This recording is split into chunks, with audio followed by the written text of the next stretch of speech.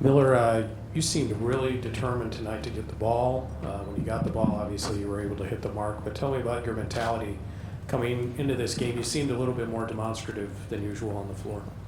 I think a lot of it was just game plan. I know kind of like coming into the game how their wings and stuff guard off the ball, and kind of looking at last game's film, how they guarded Trayce, and kind of finding where the gaps are in the defense, especially when Trayce has the ball in the post. I'm always trying to move and getting his line of vision, and when we lock eyes, it's I know it's coming, and so it's just being super opportunistic. That's all really. Trayce Miller has talked about basically just knowing his role, knowing that he doesn't have to necessarily take a high volume of shots. How have you basically just seen him embrace what you guys need to do? Maybe it's not tonight where he has as many points as he had, but just taking the shots when hit. First off, he's a competitor. He's going to do whatever coach asks him to do. And not only was he hitting shots, but what really stood out to me was his effort on the defensive end of the floor, how he's sitting down and he was guarding. He was really, really locked in on the defensive end. And when you're playing like that on both sides of the ball, and a player like him, he really impacts the game at a high level. So. Yeah, Miller, I wanted to get your thoughts. You've been around basketball a long time. When you see somebody get 2,000 points and 1,000 career rebounds, what does that show? I mean, what are we looking at when we talk about those kind of numbers? Well, it's just dominance, really. I mean, it's consistency, really, because at the end of the day, you not only have to be a really, really, really good player, but you have to be consistent. I remember playing against him my freshman year. To now, it's like the dude's been doing this since he was a freshman. And been that dominant. And I still remember the scouting reports when I was a freshman and we were playing against Indiana, and kind of what he was doing. So it's just like, it's one thing to be a good player, a really good player in college, but to be able to do it year after year after year, shows a lot. It really shows a lot. For Trayce, obviously back in December when you played these guys, Coach Woodson made a point to talk about how they out-toughed you a little bit. How have you guys gone about in the last couple of months making sure that didn't happen again? I just think that's how we've been playing. After the Penn State game, we went into Wisconsin and we started playing with a chip on our shoulder, and it was the same thing tonight. And they were being tough, but I thought we were being tough right back. And they're a great team. Defensively, they get after it and muddy it up. But we got the best of them tonight, and but props to them because they made it a game the whole time. So.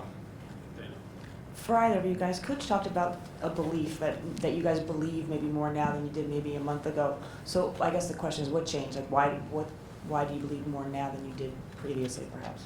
I just think the biggest thing for us was just confidence. When you lose 3 in a row, you're kind of down on yourself. But Coach Woody always says, okay, you got to find a middle ground. And so that's what we did. And then when you win one game, it can string to 2 to 3, and then you win 7 out of your last 8. And so that's with us, and we just got to be consistent and just take it one game at a time. Jim?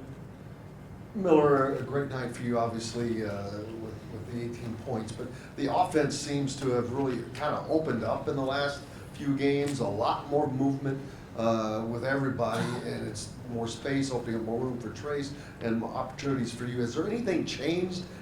What adjustments have you guys made to make a difference there? I think we've just gotten a lot better, playing around Trayce and when he has the ball and giving him space, to let him work, but also, keeping the wings, defenders, hold them accountable as well, because we work a lot on shooting and, the shots we're going to get and kind of where they're coming from. And so, it just comes down to, getting better at, what the coaches are asking us to do. And, we all are kind of feeling, more comfortable with where our looks are coming from and kind of, how to be opportunistic and aggressive in those areas. Trayce, I know your back is feeling better, but in the last month you've had the 4 best rebounding games of your entire career. So how do you explain that? Like, what's different now than you over your entire career? I just felt like I'm just trying to have a knack for the ball.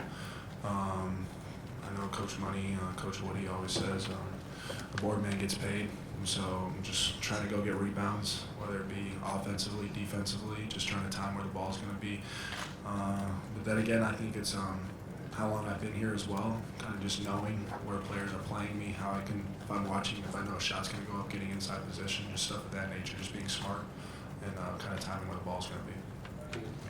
Miller, in this 7-1 run you guys have been on, you made a lot of gritty plays that changed the game, going after loose balls with full effort.